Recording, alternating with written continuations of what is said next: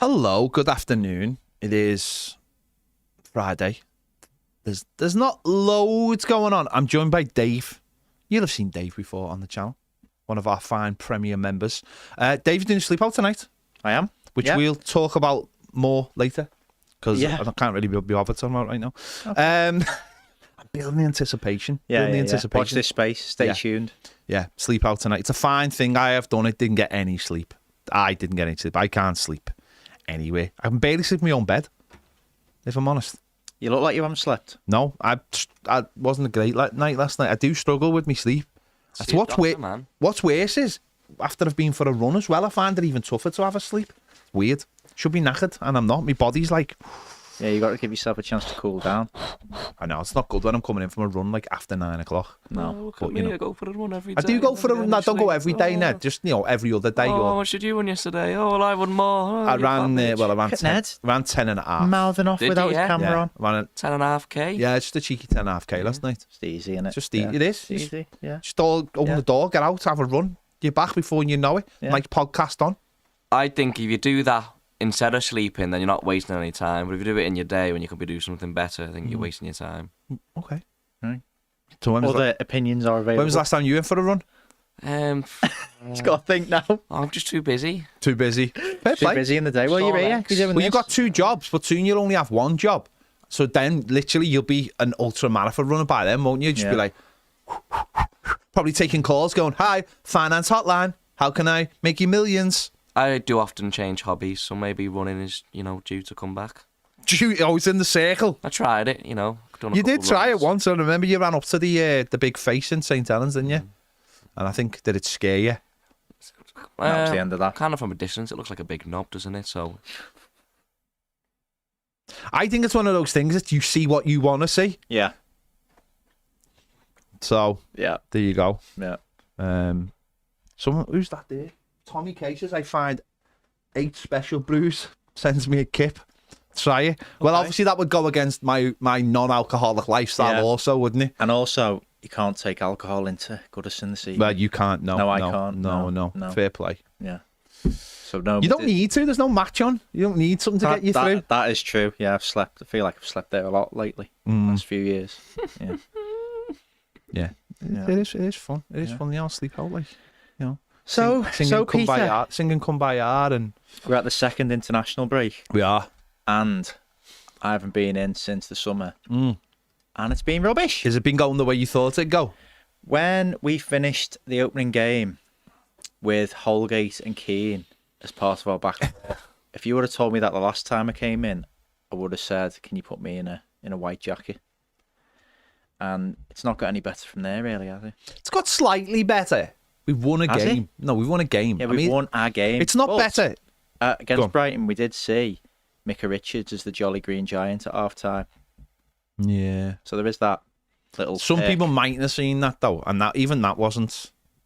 Stuff like that just doesn't entertain me. No. Because they're doing it for something else. They're not doing it for our pleasure. They're doing it for a TV show, which I've never watched because it just looks absolutely terrible. Agreed. Just loads of But sports. for comedic value. Loads of sportsmen going... The fake laughter. Because someone wrote it earlier on that day. No, I mean, listen, this is the moment now. It hasn't been great. We've turned the corner because we picked up 5 points. It hasn't been great. We've got players back, haven't we? And that's helped us. But it's just the slow start. It's just We should have many more points as well. Many more points. Bournemouth, just a catastrophe. Yeah. Villa, we still should have won. Leicester, we should have won. Yeah, we should have won Leicester. I'm not sure about Villa, but Leicester. But once you're 2-0 up... No, I know, but even at 2-0 up, I never felt like we were going to win that game. It just comes down to the tactical inefficiencies of well, it was funny because, I mean, on said run last night, I was listening to the Stick to Football podcast. I don't normally listen to football podcasts as such, but it was sort of like the right length for me run, so I stuck it on. Yeah. And Rooney was on it, and he's quite good. And they were talking about Ange on Sunday, how there was about the second half and how does that happen and how dejected he looked and how he was just standing in the middle of the pitch and it was like, and I was thinking, and then I think Ian Wright was going to Ian Wright was asking Roy Keane, like, what do you do in those moments? And he was like, because it's an international break. I was like, it was like half a football, lads. We saw that in 11 minutes. Yeah. And, you know, in complete control for longer. You know, and you go, and it's all like, again, it's the, oh God, you know, must be terrible for him. That literally happened to us in 11 minutes in a game we were completely in control because our manager can't make subs or couldn't on that day make subs. And it was just like, don't give me the old woe is me because it was Spurs or because it was Ange because you like Ange. It's like we had to witness that in a far tighter space of time. And it was just, it doesn't fit the narrative to slag Tottenham off, does it? No, but I want them to slag us off. We're easy to slag off, as we have been for a long time. They don't even mention us, never mind slag us off. No, but I mean, after that, there's no one jumping to say, oh, Dyche looked dejected after Bournemouth, is there? No. But they all crowd around Ange because he's perceived to do this brilliant job. Yeah. Again, it's down to narratives, which we've talked about many times on this programme. Many times. No, it is all about narratives, but it just made me laugh anyway. It just made me laugh of the idea of like, oh, Paul Spurs, they were 2-0 up. Well, Brighton came out and were better than them in the second half. They scored 3 times. That can happen in football. That's a tactical decision gets made at half time. One team comes out, one team doesn't, and it happens. But it just made me laugh. But how do you generally feel about the season? About like, you know, where we're going to finish and everything? Have you got any kind of like trepidation or anything? I still think we'll be fine. Yeah. I'm just more annoyed because when we were winning games at the back end of last season, he's actually changed to play Decore a bit deeper. Yeah. So we were more solid in midfield and then weren't giving up loads of chances and winning games. And he's gone away from that. Yeah. He's gone back to that run of sticking to that number 10. Being so rigid in his thinking. I'm just at a loss to... But are you happy that it's changed in terms of like it's now Dwight and it's Njai playing left and Rad and no, not really. I mean, I quite like Dwight McNeil just because I think when he gets in them positions he can be quite potent. Yeah. You know, he started the season really well. But again, there's no point in having one player who's coming to a bit of form when you're still down there. It's like getting relegated with a player who scores 20 goals, isn't it? Yeah, What's the point? You know, as a team. And again, it's getting that right balance and him having his favourites. So no one's really done it on the right. Why can't he play in the right? Because no one really plays with outstanding chalk on your boot wingers in modern football, do they? It's all through the middle. But again, we haven't got any full-backs who can get past the halfway line, either for want or for age. Yeah. So, just come away from it. What good team in modern football who's winning stuff plays with 2 in midfield?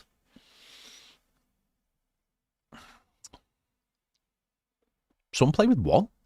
England played with none last night. England played with none last night, yeah. I believe. England did play with none. I didn't watch it, but... But none of them do, they? No. I so mean, they can't all be wrong. I'm like you. I think once we won the Palace game, and it wasn't the fact that we won the Palace game, it was actually watching Palace. Yeah. It made me feel a lot better. It actually made me think, there's some dross in this. I mean, and you know there's already dross, but it's that thing of like, if reminded. I can, no, but and it's that thing of like someone else telling you you'll be fine, and then you watching somebody else's team and go, you'll be fine. But when it's your team and you're so into it, you can't necessarily see those positives because you know how that will mentally affect you if the worst happened. Yeah. But when I watched the Palace game, I thought, we'll be fine. And when I watched this against Newcastle, we were rubbish. And we were not comfortable as such because they still had some glorious chances to beat us. I mean, the Gordon one towards the end, oh my God. I mean, that reminded me of, I think there was a couple of times, but certainly the last time, remember we were 2-1 up against Arsenal, the Damari Gray curler. Do you remember the chance they missed at the end? Yeah. Like it was literally 1-on-1 and somehow they completely missed it. Nodded it onto the post, didn't he? Something like that. Something like that. It was mad. It was a mad miss, and it reminded me a bit like that. Like that Gordon chance was just like it for a Premier League player. That's the equivalent of a tap-in many ways for a quality player. So when I think against Newcastle, I thought these are a good side. They made a few chances, but the back four looks, even though it wasn't our proper back four, it looks like it's got a shape to it now. The goalie started to come off. The people in front started to know what their jobs was. And I just thought, when you look at Southampton, And okay, Southampton so far are the glaring obvious ones. I think Ipswich are all right. Leicester have started all right, but then you can add Palace to the mix, and I'm sure there'll be a couple more that will emerge during the season. I thought we should be all right because we've got more to come. We've got players to come back. I'm not sure about Ipswich. I think they're going through a bit of a looting phase. No, I agree. I agree. What I mean is, I don't think they've started badly. I just think I think they have started with all the adrenaline. They've set off really, really well. And I think you're right. Getting beaten 4-1 at the weekend isn't a good sign for them. But yeah, we look competent. We look confident. We've got like 4 or 5 players to come back. Yeah. 2 centre forwards to come back. A right back to come back. A left back to come back. So you think players who will grow into it or who should grow into it, like Lindstrom. Yeah, I mean that was an interesting point you made about right midfield, because you do wonder at some point whether he has to go, I need to just leave this player in and let them, and whether that's Lindstrom or Harrison, go, I've got to make a decision, because surely swapping and changing every week, it's no good for Lindstrom. No good for Lindstrom. It's pointless. That's where again, some other managers, or even this manager, like Michalenko. If Michalenko had someone challenging at left back every week, wouldn't be in our team, because he would never have got the opportunity to get rid of the player that we bought to the player he is now, which, don't get me wrong, he's not amazing, but he's quite solid. Very few just skip past him. He does a good defensive job. But that's because he had to grow. Yeah. And I think the thing is, we do him a bit of a disservice, because I don't mind that, because a lot of teams play with one fullback who just sits back. Yeah. But the idea is that you have a balance to that. We haven't got the balance on the right side. Well, we have, but we won't play Patterson, or we won't play Roman Dixon. Yeah. What we do is I like to call it the Ricky Gervais podcast effect. Oh, yeah. So when podcasting was first a thing, just bear with me a second here, in 2006, Ricky asked Carl Pilkington of 5 people he would take to start a new world, right, to design the laws. Okay. And he chose Patrick Moore and David Attenborough as 2, with a combined age of 180 odd, which is not too far from what Ashley Young and Seamus Coleman are. Yeah. So Dyche is a bit in that scenario. Now, I love Seamus, and Ashley Young's a top pro, but they're not. At some stage, you've got to move on and try. No, you have. I absolutely agree. And blood these people. There's no. You can't. There's like Ashley Young. I have no problem with Ashley Young. No. Genuinely. I mean, at times I have. You can fall into listening to some people maybe at times doing this because he's bombarded with information all the time, comments and everything, and he is an easy scapegoat. But Ashley Young is so far from being our biggest problem. Yeah, the lad comes in every week, plays 90 minutes, generally does well, and it's almost like, for Ashley Young, it's almost like he's having to relearn the game. Yeah. Because in his own head, he probably still thinks, and we've all been there, he probably still thinks, I can get that ball. There was one at the weekend where the ball dropped in no man's land, and he went for it, and he immediately knew he was not getting to get it, and it pulled him out of a position, but he got back, I think, just enough. But it's like that stuff that he has to understand. And at times he hasn't done that. So the Brighton one where he got sent off, that's a clear case of it. He's like, I think I can beat this fella in a race. No, you can't, mate. No. It happens to all of us. Yeah. You have to drop off 4 yards and say, you beat me, not the other way round. Yeah. The body can't do what the mind wants to. No, it can't. And I think he does now and again. But I actually think he's getting better. And it's mad, isn't it? Because he's adjusting himself. He's adjusting himself just as his career's winding down a little bit. A lot of really, really good pros. I think I've mentioned this before. Sort of, they learn this. Like Ryan Giggs, like sort of learned this when he was like 30. You readjust your position to play in a different position because you can't do what you used to do. And I think Ashley Young is like just about realising now that he hasn't got the pace. No. And he hasn't got that, like, you're going to be beaten by a younger man. You always are going to be. Yeah. And, the irony is that his best games have probably come at left back as well. Because I thought he was all right last week. Didn't do anything wrong, But I think you said it when we beat them lot. We come on for Mikalenko at half time, just played in slippers. Yeah. Didn't he? Against Salah, of all people. When you play in a position that isn't your natural position as such, you have to think, don't you? You have to say, I have to concentrate. Yeah. So again, if he's playing in a position he's more used to, he's going through the motions. It's a lot more of just doing what you've been doing. Yeah. But if you can't do that anymore, I think at left back he has to be switched on all the time. And I think that's generally a better position for him. Yeah. So I have no problem with Ashley Young.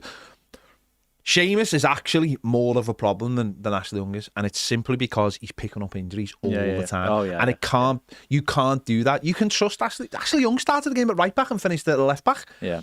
You can, and I know people, we all want better. We all want better, but it's what your squad has.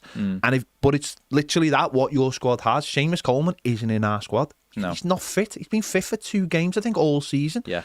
Last year, that can't be. That's when you have to, that's when you worry. And people will never go, oh, Seamus is the problem. They'll never say that. Of course, you'll never say that, because we see stuff at the weekend about the team, the Crystal Palace with the team talk at half time, stuff like that, and getting in people's faces. And Ashley Young coming out going, the skipper had us, and we've heard all this. No one will ever, and that's no problem at all. But we've had real problems, haven't we, where we've kept all the players for too long, and either they usually get booed out. We've seen it. Distan, Tim Howard, even before that, probably Phil Neville, David Weir, of course, Kevin Campbell. I remember getting ironically applauded off for thinking his last game before he went to West Brom. And got applauded for playing for West Brom. Yeah, exactly. It's so we don't want Seamus to become that. But he can be. The problem is that we take these people for so much as they add as a rounded member of the club, rather than their playing thing in isolation. Yeah. And the playing piece in isolation is just it's teetering on the brink. And you stopping again. It's that thing of you're stopping Nathan Patterson from actually developing as his career. He hasn't been. Even Roman Dixon should have been playing, shouldn't he? I'll be honest, I'm not as heavy on Roman Dixon, because I still think his positional play has got a lot to work on. Of course he has. I think he's got one more. I personally believe he's got a loan in him before he becomes Everton's right back. I think we've needed him this season, and I think it was, I'm made up he played at Spurs. But I do think his positional play, like he gave the free kick away for the Southampton goal because he was too, I wouldn't use the word cocky, but I think he thought his pace was going to get him out of that trouble, and it didn't. He just took the lad out, and it was the stupidest thing. That's a young kid. You need to shade up. I've still got. I think Dixon still have him on loan. Get him a loan. I think it's come a little bit early, but again, he's like, what is he, 19? 19. So it's not. But the options would have been there to go with a young lad who gets up and down, and give that chance to have 5 or 6 games while you've got no other option. You can play people who limit you, or you can just give this a chance to. Because them things you're just saying about the Southampton free kick, they only come by playing. Oh no, I agree with that. That's what I'm saying. I think he's got that recovery. I think he's got a loan. I thought he was really good at Tottenham, and then it was like Ellis Sims will put you into the really tough game, and then we'll never see it again. I think what we see sometimes and what they are being asked to do are slightly different things, aren't they? We see all the. He's being asked to not cross the halfway line, isn't he? We see all the sort of. We see all the things we want to see at times with young players, whereas they need a player who's going to be, who is ready but that there's a line in the sand there, and the line in the sand is playing a player who goes a little bit. Seamus will give you everything you need. Yeah. But he's not playing football, so he can't give you everything you need. That's the problem, isn't it? This is the thing. This is where I always look at Ashley Young and go, well, Ashley Young is doing it. Everything he's actually has to be done. Yeah. He's playing. He plays for 90 minutes. He doesn't get injured. Okay, he's been sent off twice, is it? In his Everton career. Yeah. And both of them were really stupid. I mean, the one at Liverpool was the stupidest one because he was on a yellow card. He should never have done that. Yeah. Or the manager should have looked at that situation and gone, maybe it's time to take it off. But Seamus isn't getting on the pitch, and that's much worse than what's happening with Ashley Young. If a player can get on the pitch and is fit, then you can move on from there. But there is a real problem with Seamus in terms of that.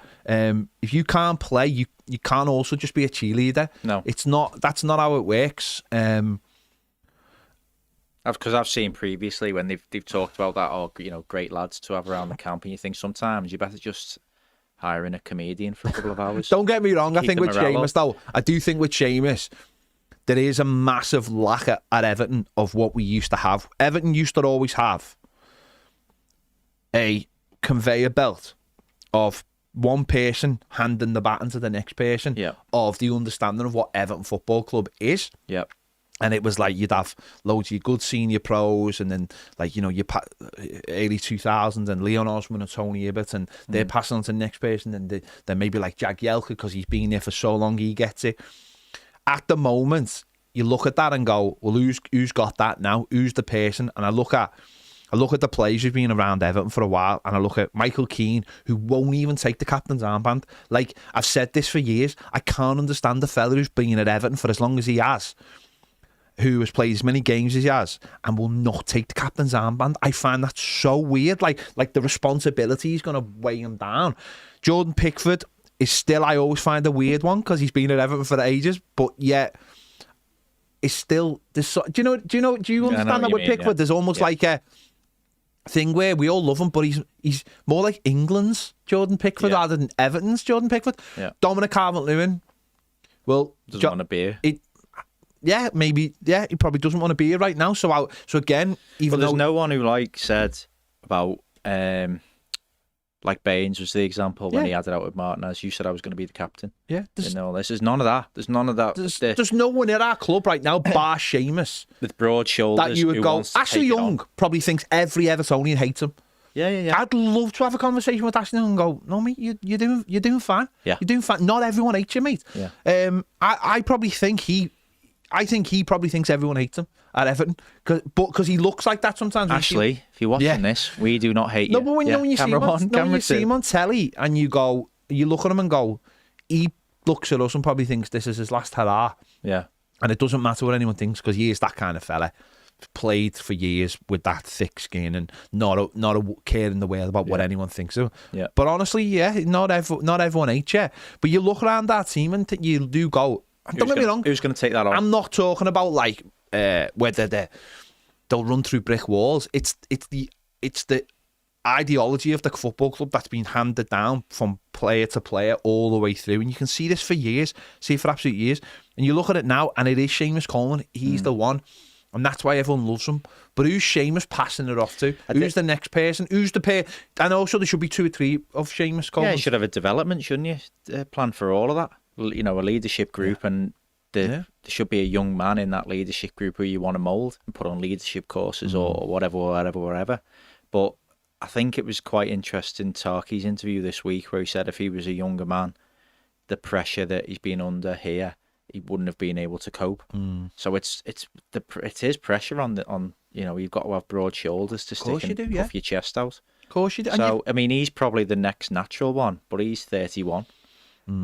So you would say, centre backs have a long shelf life. Yeah. Especially if they've got a young man next to them. And if we can get a young man who stays next to him, or keep the young man we have next to him, whether that be Jared for this season and beyond, or Jake O'Brien if we ever see him in a home game. Who? Yeah, exactly. Yeah. To develop that and push that on. You want them people, don't you? Like James Garner, he's another one. He's captained through, all United's age groups, all England's age groups. So he's another one. But again, can't get in the team at the moment on merits, can he? Sorry, can I just... Tet? Casualty's a great programme. Don't give me any grief over Casualty. What a show. It hasn't been on air since 1986 for nothing, It's finished now, hasn't it? No, it's back Christmas. Oh, is it? I could probably give you the exact date, but that would make me sound terrible. I'm excited already. It's a great show. James Garner's an interesting one, because James Garner's another one where you go, local lad, could be at Everton for years, because I like James Garner, but I don't see him going any higher than Everton. And that's not... That was like Dwight McNeil. These players have got a ceiling. Yeah, so... Dyche. But James Garner being a local lad and understanding the feeling of having those connections, he's a player that, again, if you develop in the right way. And when I say develop, not just football development, like almost, social development. So, yeah, like make sure that they're on when you're doing certain things or when you're doing. It's hard. You've got to make. I mean, I'm looking at your t-shirt. I'm looking at Kale. I'm thinking this is a fella who came from Australia who knocked on the door at Millwall and said I want to play, and then comes to Everton and completely straight away immerses himself in the culture and makes him just an utter club idol. For many, he will be seen as a legend. Oh, in my lifetime. Yeah, and thrives. Last player. People might disagree with me on this, but this is an interesting point. Last player who loved playing in big games. Like loved it. Like absolutely went, this is a bit of me. I think what they get 5 goals at Anfield, only ever better by Dixie Dean as an Everton player. Loved playing in big games. Scored at Old Trafford, scored at Stamford Bridge, scored at the Emirates. Scored at City before City. Scored at all the big clubs. This is a fella who all the rich clubs. Up, absolutely loved it, and that's why people loved him. Always up for a fight. And that's why people love him. And there's not and so if you take away obviously not winning trophies as such, that's what people want to see. They want to see that side. And I know that's hard for people now because of where we are, but I also think it's hard for people to show that emotion as well, because no one wants to see anyone celebrating staying up. You don't want to. I don't want to see. That's run down the tunnel and all that kind of thing. It's something you don't want that image burnt in your mind forever. No, it's relief. Palace was relief. What I'm saying. Bournemouth was relief. So you're never going to go. He's an Everton. Oh, I love him because he did. I mean, I've had people in the last couple of weeks telling me Delhi deserves a chance because of the second half against Palace. Do me a favour. Honestly, his impact wasn't that much. He come on and did a little bit, but do me a favour.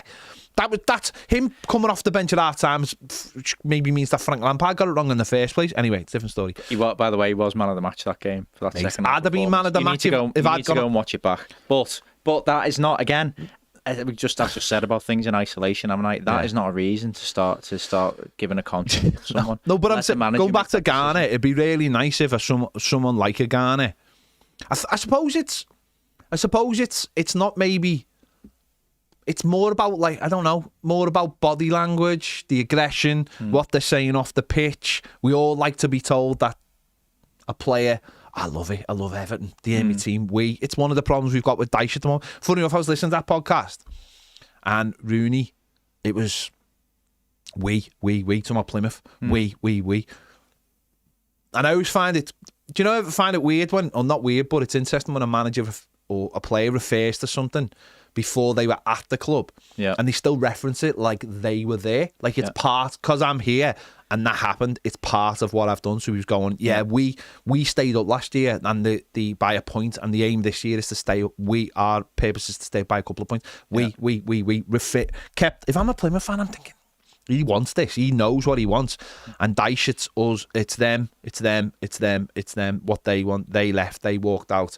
They, whatever. But my only riposte to that was Frank was very we. I know, but you can be a romanticist and fall into it too easy. No, but don't you think that? And people give Dyche too much of a short leash. But don't you think what they want to hear? No, I get that. But don't you think that's like the basic requirement of a manager, is to feel like they actually feel like we're all in it together, part of this. And I know that Saki was a big part of that. Yeah, but it's just mad.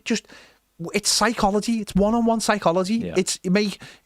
You always feel with a manager or a player that if you can see that they care, that your part, and that was the big psychology. I know what you mean. For me, he only has to tweak a couple of different things. Exactly. But the problem is that because he says us, them, people then want to label them, it's them who didn't do it. Whereas if you actually read what he says, a lot of the time you'll finish with, this is our responsibility and it's my responsibility as I always manager. Say that. He says, it's my responsibility as manager to change that. But I also think, though... So people are too quick to say, to label him with the old, the Allardyce trick. No, I do get that. And I like, when we do the podcast, when he does the after-match stuff, I edit that on a Saturday or a Sunday, so I always listen to all of that, and you do. it's an interesting setting because it's not really for recording. It's like it's more for the journalist, but we get a copy of it and we put it out, and you do hear a lot of that. But it also feels sometimes like lip service at times, like I've got to sort that out. That's my responsibility. I get that. But I just feel like sometimes it's like the whole thing, going back to Seamus on this, it's like sometimes you do want a person. We love Seamus because we know he loves us, right? So, and that's not fake. But he's made a conscious decision from day one. Or maybe it's not even a conscious decision. He's made a decision from day one that I love this football. I genuinely love this football club and I want to be part of it. So it's always we, it's always us. Whereas Dyche still feels like me to be. When he said, I know what you mean when he says those things, but that is his responsibility. That is his job. But if you hear him say a couple of words of like, we should have done this and we should have done that, and it's we and it's us, that makes you feel. I always feel like that we are all in it together, and he does care, and it's not like an afterthought. And you know, I heard him say something at the weekend about like, I'm not here for like the romance side of it, me here to do a job. It's like, I know, but you don't have to say that. You don't have to. You said the quiet part out loud again. There's a lot of that. There's and he references a lot about being honest, but you can overshare as well. Yeah. I think he goes too far the other way and being brutally honest, because some people don't want to hear that. They want to, because it was an interview with might have been Vinny. It was Vinny, yeah. The Vinny one. Yeah. Saying, dreams are for tomorrow. Yeah, that was the one. Yeah. Exactly that. It's like, well, we could still win the FA Cup this year. We could all not go the match then. Yeah, thanks very much, mate. We could all just stop going the match. Yeah. And it is those little things, and I've said this loads of times. Who's in his ear at the club going, someone should be there going, I wouldn't say that, Because we keep hiring media people who do nothing. I was listening to there was someone about it on that, saying about Ericsson came out after the 20 game, and he said from Man United, and he said, some of their players wanted it more than ours. Like, don't say that. No, exactly. Don't say that. Yeah. You might think that, but you don't say it, because you say that in the dressing room. Automatically, that creates a thing of who doesn't want it more. Yeah. What's going on at the club? Why don't they want it more? Why are you playing? What's the manager doing about that? Yeah. You walk into a dressing room and that's where you throw the cups and all that, and that's for someone to talk about later. Yeah. But you don't say that on TV. No. You don't ever say something like that. No. There's a subtlety in his words that he hasn't quite nailed. And also we've said this a few times. The stuff that is coming out of Everton is stay up, get to the new stadium, stay, and that was another thing I said after the Palace game was, Palace are not better than us. No. But there's no noise coming out of their football club about being relegated. There's never been. It was always Glasner's done a good job at the end of the season. We've bought some new players and, should have another solid season. They've had a bad start, but no one, I've heard a couple of people going, are they going to have to look at Glasner? But no one's really talking about them. And again, that might come down to Palace not being an overly, a club that creates headlines, whereas Everton do. But it's like, there's no drama there. We've created our own drama at this football club by having we relish in our by having drama. By having a mantra of, it's been a terrible start, and oh God, we've got to stay up because we got a new stadium, and if we stay up, things might get better. And it's like, why are you even talking about relegation? Why can't you just say it's been a bad start? We've had loads of injuries. I'm here to pick my best team.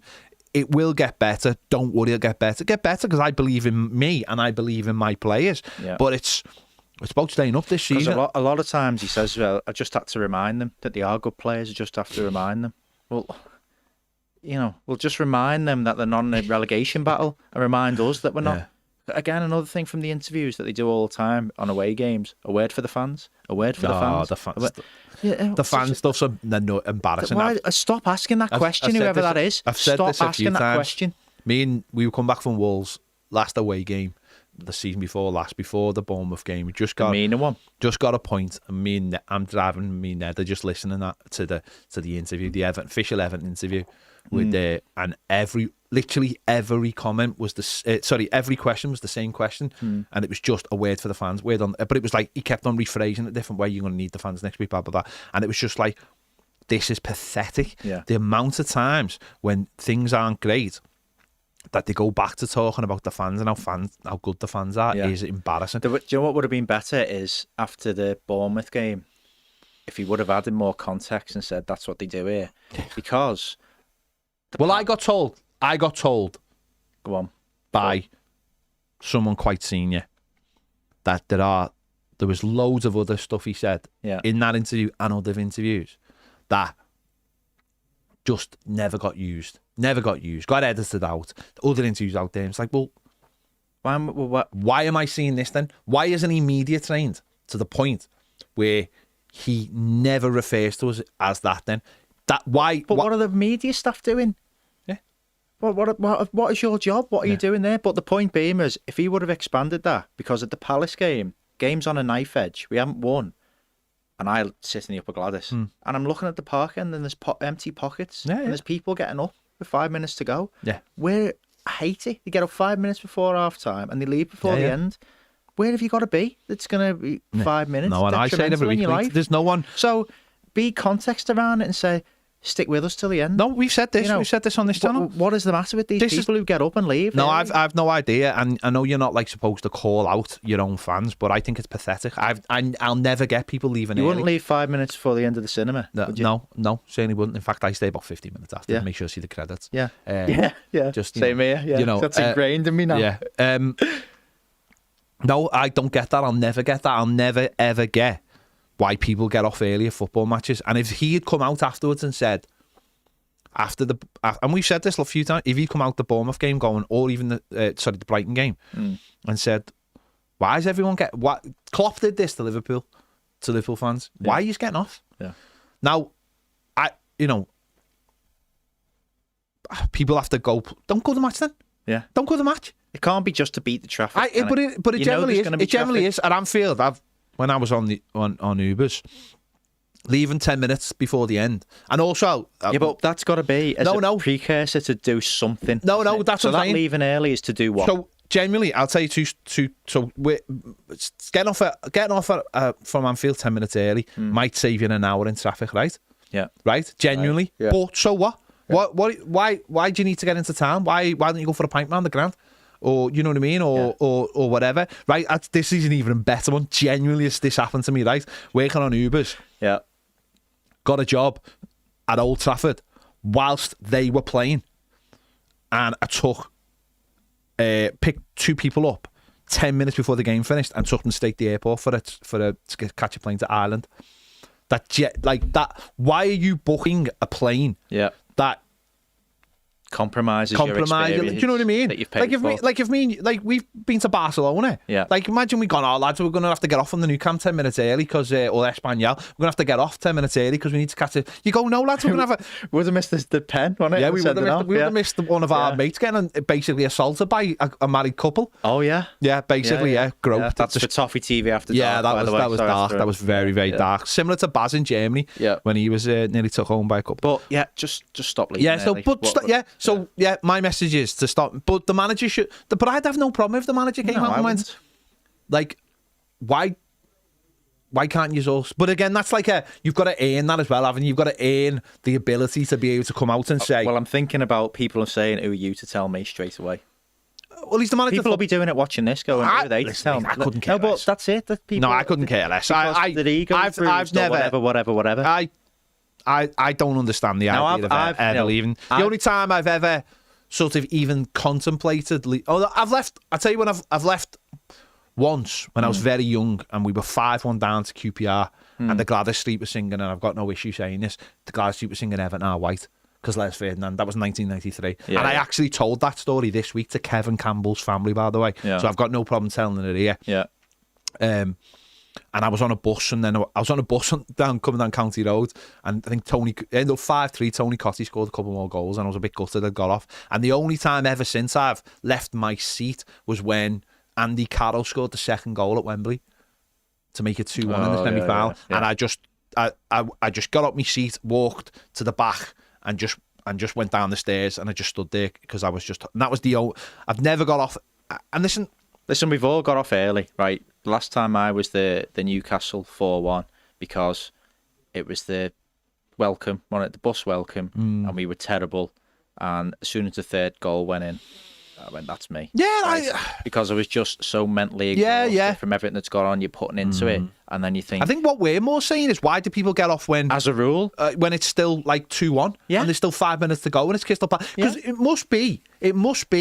You must, as a player, you must catch people on the corner of your eye leaving. Yeah, that must be distracting. Yeah, that must be distracting. I'll never get why anyone needs to get off early. No. If you get up early, if you come to the match, if you've come to the match, and it's not cheap. You've made a day of it, and it's your normal match. If you've got a season ticket, but if you haven't got a season ticket, then it's £55 a ticket, unless you get it on the resale. I'll never understand why you have to get off early unless we are getting destroyed. But if we're winning, I don't get that, and I've got no problem with the manager coming out and going, can we all not just stay till the end? Because if we see a game through, it does get distracting. You can see people out the corner of your eye. There's pockets of the ground. Why is that? I've maybe that might need someone like Seamus Coleman to come out, but maybe we need stewards like you do at the cricket to throw you back in. If the ball's in play, you can't, and you're coming up, you can't move and you can't get out. Tell it because it's distracting, innit? So maybe we. That says more about your life that you go to cricket than it does about mine. But what's up with you? What do you mean? What's up with me cricket? Expand your mind. Absolute nonsense. Anyway, we started talking about Lindstrom and then went down a couple of rabbit holes, didn't we? So Lindstrom, George says I walked out of Watford 5-2 just after we released Josh King. We copped the hat-trick. Yeah, horrid game. Yeah. No, I get them. I get them when you're getting spanked. I bet he can't remember the previous time he left early. I get when Mason Holgate's brought on at 2-0 and you've had a man sent off and you're not trying to go for it. I get that. Yeah. I'm talking about when you're winning and there's 5 mints left and you're holding on to a lead and you haven't won. Yeah. I don't get that. I don't get why anyone would want to leave the ground. I don't. As I said, I understand that if people leave, then it's a signal to the man. In many ways, it is that signal to the manager or to the players. This is not good enough. But there's a difference between this not being good enough and this doesn't matter. Yeah. Someone just messaged there. Ned, what do you think, Ned? Are you an early leaver? Ned doesn't even go to match. Not anymore. Are you going to start going to match now? No, because I'm still playing Saturday League. Well, you're not playing Saturday League, though, are you? Yeah. You're not, though, are you? It's not. What score did that team get on last week? They didn't play. Okay, what score did the team get on the week before? They didn't play. We've had to. The league's give us 2 weeks off because of that many injuries. We haven't had a full team yet. You haven't had a full team. Okay, what's your 2 results? We've had a 7-0. Yeah. Win? No, not a win, Dave. Don't be silly. A 7-4. 7-4, yeah. Not bad. Getting we were better. 3-1 up at half time. And then Everton. And then 2 8-1s. Yeah, 2 8-1s. Yeah, you've got some work to. Yeah, you got some work. Yeah, I think the league might give you. But we played the 3 batterings. We played the 2-3 teams that have battered everybody. So you're happy. You're happy. We got a relegation battle game this Saturday tomorrow. 6 pointer. It is. It's October. They've lost all their games. We've lost all our games. If we win, we beat them. We go out the bottom 3. Well, something's got. You are on course for knowing they do those. We haven't won a game for 3 years, so we've got like the Highland League. Someone down to coaches. We've got Tony Adams down to coaches. I'm in that mindset right now where I've been starting. Oh yeah. At right back. Oh yeah. But I Is that kind your of natural position? Yeah, but tomorrow I kind of I'm like hurting really bad. Hurting? Why? I mean, well, then you can't play. You're injured. So kind of just take a painkiller. I'm hoping injection. that this is what we just said. Yeah. People who take responsibility on their shoulders. I'm hoping that he puts me on the bench and then brings me on later on. Tell him then you've got to go. Tell him you've got to be on the bench then. Just tell him I can give you an hour. But then if I don't start, I'll be like, oh, why am I not starting? Because you've got an injury. I mean, he's watched you play. Get it in his head. I can give you an hour. I'm hurting, but I'll give you an hour, boss. Up front. Yeah. Not up front, mate. You're not good enough to play up front. Prove me wrong. Sorry, I just wanted to. There was a comment here from someone in Australia who was from Ipswich in Australia. Now. Hello from Australia. Hello to Australia. Not from Australia. No, not from Australia. Yeah. Where's it gone? Toffee TV Down Under coming soon. Who knows? Well, while you're finding that. Oh yeah, it's Dan L. Armour. He says he's shout out from Ipswich, Australia. Nice one, Dan. mate. What's it? But yeah. Also, Steve P says, I think this is the most important comment of the day. Go on. He says, Ped, have you seen the new Shrek special pack for Power Wash Simulator? PlayStation just put a trailer out for it. You know it makes sense. I did see it last night. I was having a little go on the Power Wash last night, and I did see there was a new Shrek, and I will be jumping on the Shrek. Mate, if you want to chill out, mate, get yourself Power Wash Simulator. Is the most relaxing thing you can do. Honestly, is this along the lines of what is it?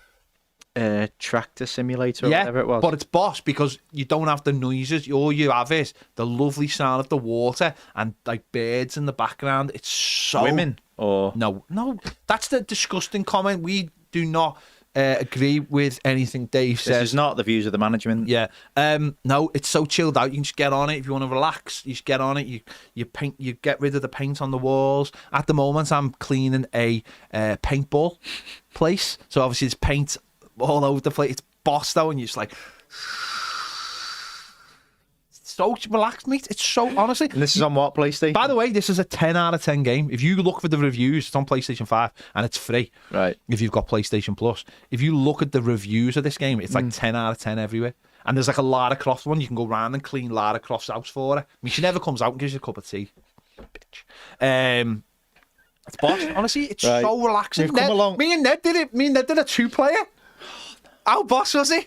It was boss, wasn't it, Ned? We were just like, Ned was in his gaff, I'm in mine. Ned just appeared and like, yes, let's clean this fire station. He kept like starting cleaning something, then just getting, I'm bored of this now. I'm going to clean something else. So I had to clean up after him. We've come a long way from Earthworm Jim. I never watched Earthworm Jim. Nathan, one of our members, says hello from Perth, Australia. Aussies are out in force today, aren't they? Yeah, well, it's probably the right time for them. It's Friday night. We are literally there Friday night. Entertainment. You know what I mean? You know what I mean? Dame Edna's probably just finished, and Neighbours is on next. Yeah. Then Crocodile Dundee 2 starts. The Sullivans is on. Crocodile Dundee 2, followed by a full night of Jason and Kylie songs. Yeah. And that's literally Australia for you, isn't it? That is. Yeah. Or is it? What's the other one? The new one? Oh, Colin from Accounts. Isn't that the new one?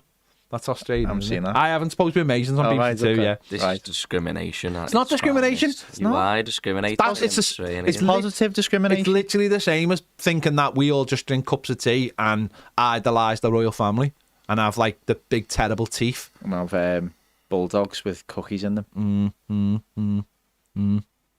go, watch ya. There you go. Watch ya, you slag. Where were we? I don't know. Don't know.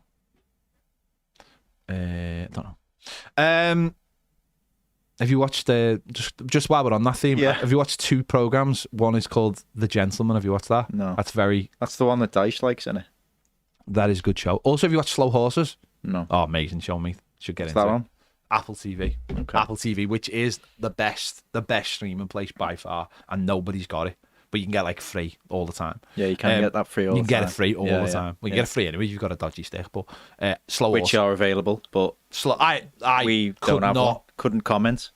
But it's out there. People Slow Horses is amazing, mate. You should get into Slow Horses. It's such a good show. Rob says Colin from Account is great. Okay. Thank you, Rob. It is posted. Apparently, I have a few people. Emma says Wilfred is the best Aussie show. Problem is, Emma, I don't trust anything you say. So, okay, I can't trust Emma on anything because she doesn't like Taylor Swift. So I just can't trust her.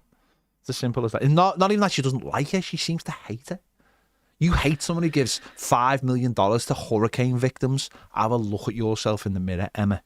I don't mind someone like not liking someone, but hating the fact that someone else likes them. Yeah.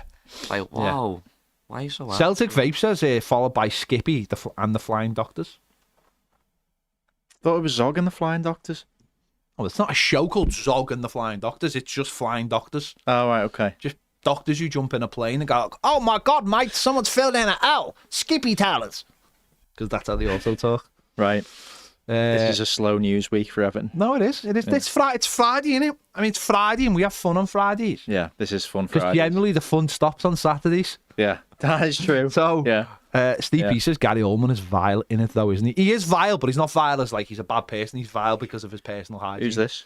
Gary Oldman is Slow Horses. Oh, right. Okay. Oh, it's an amazing. Honestly, mate, it's an amazing show. You should watch it. It's really, really good. Okay. It's based on some books. It's like what you read? No, watch the show for this. Yeah, I was going to say. I watch the show. Why would you? Don't look a reader. Why would you read when there are films and TV shows? That's true. They explain it all. Yeah. Films are never as good. It Ends With Us was rubbish compared to the book. Sorry, the what? It Ends With Us. It Ends With Us. That massively, very popular book called This Ends With Us. It's a very popular book. It was New York Times bestseller 2022. Mate, I could fart out a New York Times bestseller. Go on then. I'd pay for that. That's the name of the book. Yeah, and I bet the film would go. Glenn Watson on the Super Chat says, "What's your ped? What was your Uber driver rating?" It was 5. In fact, I was. You get comments, and I was called the best Scouse Uber driver. That's a true story. Was that a New York Times bestseller? That was a New York Times bestseller. My comments were on the best. If I put all my comments together as an Uber driver, I could get on the New York Best Times. So. Oh, to be a fly on the wall. Yeah, mate, that was amazing. It was amazing. It was like, I don't know. It was probably like, I think it was a solid 5, and then someone gave me a bad one because I just didn't agree with him on something because he wanted a conversation. It's not like you, is it? That's why I never It's talk. a divisive character that you are. I just say that how it is. You That's do me. say That's how it just is. me. You That's are. just me. Yeah. Ginger Dice. DP says if you like slow horses, you'll love it. Which? Love what? It. What are you talking about, DP? Wilfred. I don't know what he's talking about. Yeah. Listen. James Graham says, and then they fight a kangaroo. I think he's talking about flying doctors. Right. I mean, flying horses. That's the two shows put together. It's basically, so yeah. There's an idea in there. Slow Horses is basically about a load of MI5 like agents, right, who are really not good at the jobs. So, right, okay. So they get put in this place called Slough House, which is where all the they can't you can't be sacked basically. Yeah, don't say that word. Yeah. So they put them all into this like reject house where they have to basically do loads of temp work. All right, okay, yeah. But yeah. Gary Oldman's actually like an amazing MI5 agent from like the Cold War. Right. So, but he just sits around like doing nothing, and then now all these cases. If you watch it, you'll just get onto it today. Things just sort of fall into their lap because there's a lad in it who's desperate to get back to being a proper MI5 agent. So he's like trying to find cases all the time that he can do that'll put him back in the good books to get him out of this hellhole. It's honestly, it's so. Gary Oldman is so dry in it. It's genuinely funny, but also like a really good like spy thriller kind of show. Right, okay. And in the latest, what's good is they come out at 6 at a time, and they've already got like the next 6 already filmed. So it's like it's on like twice a year so far. And the villain in the latest one is the guy who played Agent Smith in The Matrix. So every time he talks, you just think he's gonna go, Mr. Anderson, and it's honestly so like you're like yes. And he's also Megatron. Oh, okay. There you go. Yeah, I know exactly who you mean. Yeah. But his name evades me. Mr. Smith. Mr. Smith. Yeah. Mr. Smith. Mr. I'm gonna Smith, say. yeah. I'm gonna say. Is there anything else tickling your? Goodison sleep out tonight. There you go. Yeah. Ned is going to put the link in the description, aren't you? The link is there. Reach is good. That's the for anyone who want to sponsor.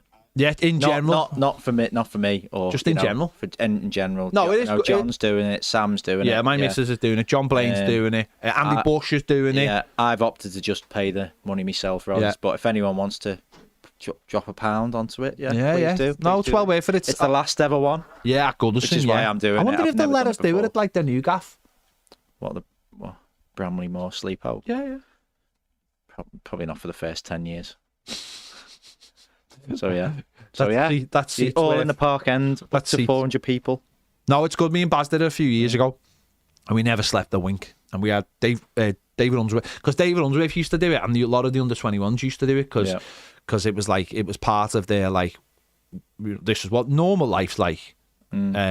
Because it is for homeless charities. It's supposed to obviously it's supposed, and it is like last night was really cold. Like I went for a run, and it was really, really cold when I went for a run. But you know what? I like that more than rain.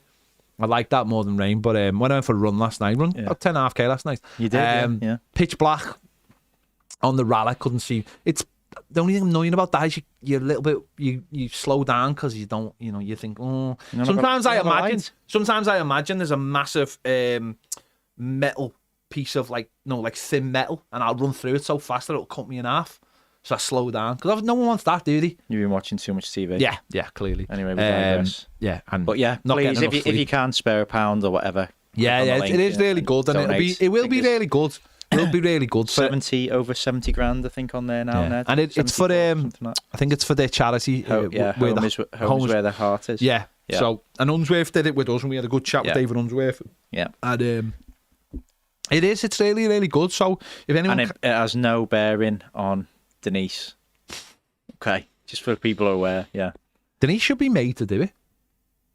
Denise should be made to do it. Yeah. Yeah. Little Miss Diamond. What? Dynamite. Not Diamond. Yeah. Yeah.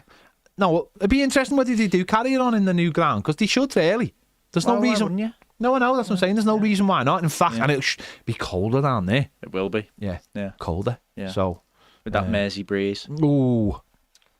Won't tell him, we'll go for a jog round, eh? Yeah. Good place for you to go running. Yeah, will be a good place to go. Don't you have a light so you can see what you're doing? My dad gave me one. No, because I fell down a hill, didn't I? So my dad, no, literally I fell. So last year, no, I did. It is funny. I don't mind. It's funny. So last year I changed my route, and it was dark, and I was going down this hill, and it was a bit like American Werewolf in London, basically. Same thing happened. So I came off. You got bitten? Yeah, I did, by tarmac. Right. I was going down the path, and I didn't realise I was coming off the path, and I went to put my foot down, and there was nothing there, and I just went, and when you feel like you're falling forever, and I just went bang, and landed on my side, and for like months, both of my knees were, oh my God, it was horrible. But so your dad bought you a light and you've not worn it? Yeah, he gave me a light for my head, and I just thought, you look like a tit. So yeah, but no, what I'm going to do is I've got one of those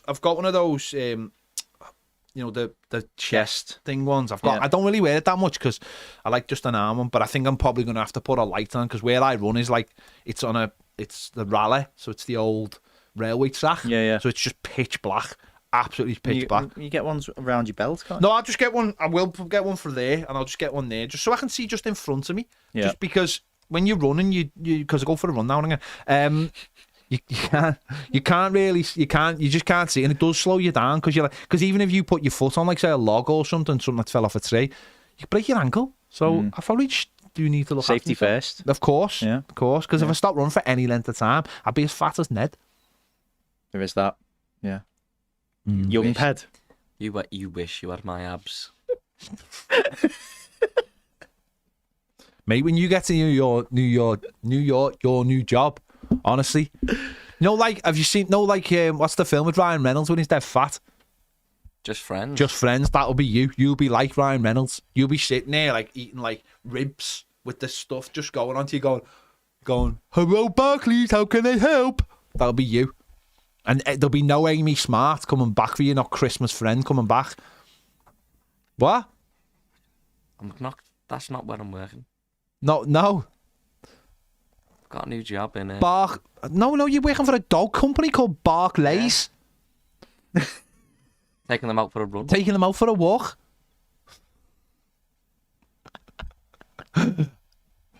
We say that in jest, as if you've got a job in high finance. I've signed a record deal with Banter Rays. No, you haven't though. Oh. Mate, there'd be more chance of you working in a bank than your band. How are you ever going to get signed if all you basically do is do wedding songs? You are basically the new Adam Sandler. You got to be the first one, haven't you? Someday a wedding band will get signed. Okay. Every other band. We ain't scouting for girls with a wedding band. Exactly. They got signed. Got scouted by girls.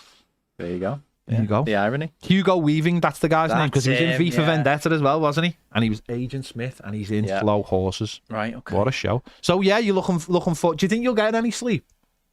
I like the cold to sleep. So probably. Have you got sleeping bag? And I have got a sleeping bag. Have you got not just coming to sit? Have you got in like my a seat. soft floor? No, it's the park end. No, like a mattress, like a little, not like a mattress, but like like a yoga kind of mat, just to put it down. Why do you need one? No, it might be Is for that you. preferable? I've not got a long history in camping. I'm asking you. Sam's got a double bed. Got on my car. Just What, in the back of your van? just taking it down there. How do we get rid of a body? Let me call mate. Sam. Yeah. Excuse me, mate. You got anywhere for this? I haven't got one of them, but if I need one, I will go after I leave here. After we you'll be do all this right. very You'll be all important right. announcement. Bit of cardboard on the floor. Oh, okay. Right. Yeah. But it isn't. But it's a good thing. No, it's very important. Yeah. So John Blaine will be doing it as well. He'll am probably keep you excited. up all night, John Blaine. talk Up all night for John Blaine. We're up all night for John Blaine. We're up all night for John Blaine. John Blaine did will be like, mention- lads, it's 6 o'clock. We're still open.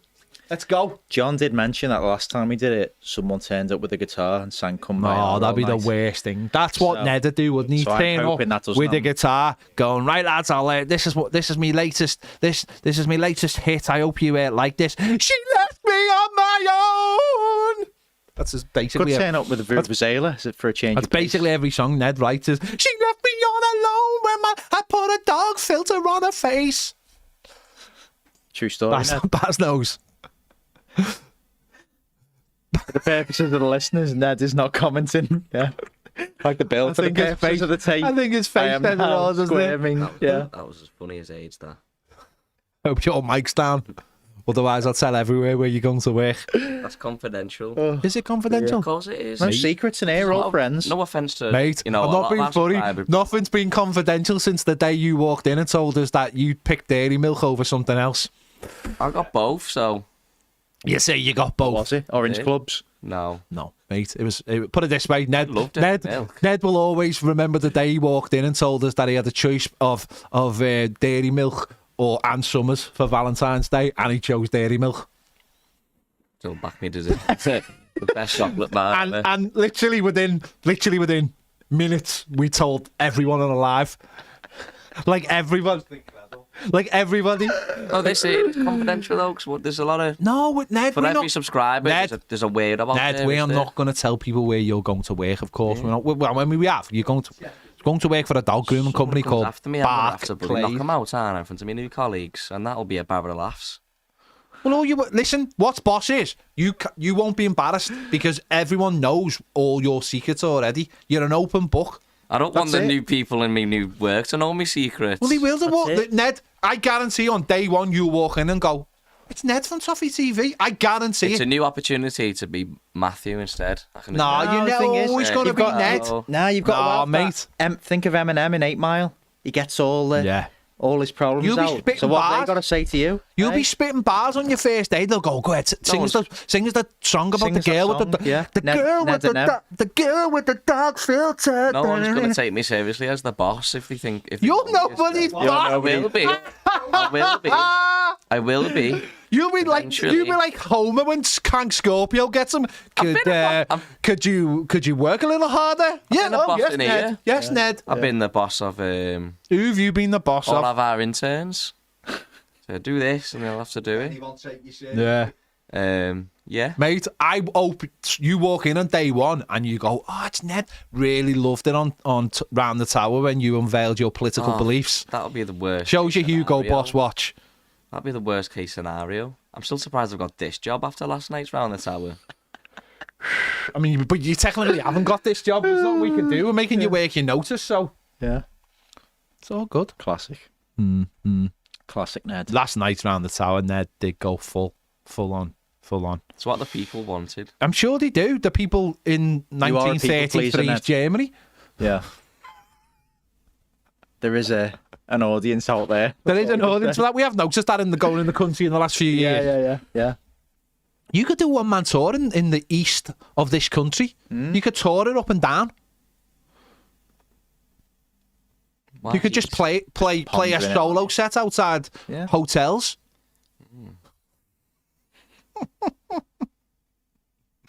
Right, there you go. I think we've done enough. It's 2:20. We've done way more than we should have done. How we got have over done an that. hour out of this, I'll never know. Never know. But Never we've know. done well. Baz will be doing tag in a moment to tell you the England game because he watched it all. Oh, the tactical. He's going to give you the tactical nuances of literally not playing a midfield, Yeah. which is what Lee Carsley effectively did last night. But fair play to him. I have no issue with that. It was technically a glorified friendly, and everyone's having a go at him because he just dared to try something a little bit different. So when everyone goes to a World Cup or a Euro, it's going, why can't England win these things? Because they're too negative. Lee Carsley last night just went, all right, well, let's see what happens when we play all our best players. It didn't work out great, but now he's learned. But he probably will never get the England job now just because he dared to try something different last night. Well, we're not allowed to step out of our lane as Englishmen. So all these people go, oh, you need to play Cole Palmer, and you need to play Dick Foden, and you need to play Gordon, and you need to play Bellingham, and you need to play this fella. He did it. He played them all last night. It didn't work, but at least he had a go. Who cares? It was the Nations League. There you go. Baz will be giving you much more nuanced, tactical view of that, though. Yeah. In about 10 minutes. It's to be hoped, innit? Yeah. Oh well, I can. Baz won't hold back on it. I don't think. The same way that on Ned's first day at his new job at the dog grooming centre, that the people won't hold back on him. So and I won't be holding back on sleeping tonight. There you go. There you go. Or holding back on cold floors. Yeah. Yeah. Might even find out they're all like, where I go to work is like ran by aliens. And it's right, we're going. Yeah. I have to like. Ned, please follow. Once again, Ned. Subscribe. Once do again, all Ned, of that. That is definitely for Round the Tower. Yeah. Did you hear Ned's question on Round the Tower? Well, I'll just tell you the question. Ned's question was on Round the Tower last night, and you must all go and watch it. Is if you had sex with an alien, right? Oh no, God! Right. This is like when Semiano scored. Yeah. Oh no. If you had sex with an alien, yeah, and you like a very quick gestation, and you were probably going to sounds like me. Yeah, you were going to give birth very, very quickly. Yeah. Would you raise that child as a human or an alien? That was his question last night. Right. There you go. Okay. We'll leave it there. To find out the hilarious answer to that question, or the hilarious answers to that question, go and check out Round the Tower from last night. Stay where you are. Baz and Dave are coming up in about 10 minutes. See you in a minute.